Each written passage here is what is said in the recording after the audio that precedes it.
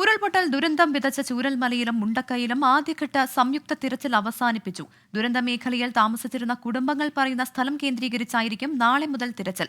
ദുരന്തത്തിൽ ബാങ്ക് രേഖകൾ നഷ്ടപ്പെട്ടവർക്ക് അവ ലഭ്യമാക്കാനുള്ള അദാലത്ത് മേപ്പാടിയിൽ നടന്നു.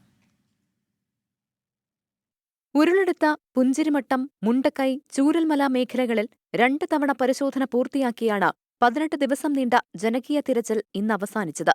മലപ്പുറം ചാലിയാറിനോട് ചേർന്ന് അടിഞ്ഞുകൂടിയ മണൽത്തിട്ട ഇടിച്ചും ഇന്ന് തിരച്ചിൽ നടത്തി. നാളെ മുതൽ തിരച്ചിലിന്റെ 2ാം ഘട്ടം. ദുരന്തഭൂമിയിൽ താമസിച്ചിരുന്നവർ പറയുന്നിടം കേന്ദ്രീകരിച്ച് ഇനി തിരച്ചിൽ പരിമിതപ്പെടുത്തും.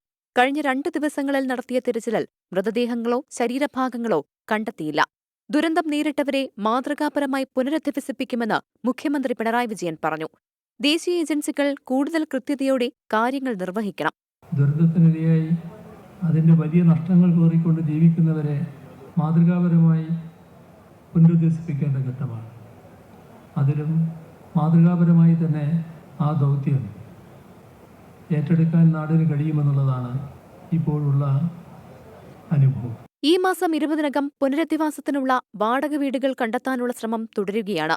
കേന്ദ്രം ആവശ്യപ്പെട്ട നിവേദനം 2 ദിവസത്തിനകം നൽകുമെന്ന് മന്ത്രി കെ രാജൻ. ഏതാണ്ട് പറയുന്നത് വളരെ മൈന്യൂട്ടായിട്ട് നോക്കിയിട്ടുണ്ടെങ്കിലും സാൻഡ് ബെഡുള്ള സ്ഥലത്തൊന്നുകൂടി നോക്കണം എന്ന് സേനാംഗങ്ങളുടെ ലീഡർഷിപ്പ് പൊതുവായി അഭിപ്രായപ്പെട്ടതിന്റെ ഭാഗമായി അതുകൂടി ഇന്ന് നാളെയുമായിട്ട് നോക്കാൻ വേണ്ടി ഉള്ള ശ്രമം നടത്തും. രേഖകൾ നഷ്ടപ്പെട്ടവർക്ക് ബാങ്ക് അക്കൗണ്ടുകൾ നൽകുന്നതിനായി മേപ്പാടിയിൽ പ്രത്യേക അദാലത്ത് നടന്നു. ഉരുൾപൊട്ടലിന്റെ കാരണം പഠിക്കാൻ സർക്കാർ നിയോഗിച്ച ഭൗമശാസ്ത്ര വിദഗ്ധ സംഘം വിശദമായ റിപ്പോർട്ട് ഉടൻ സർക്കാരിന് സമർപ്പിക്കും. 24 വയനാട്.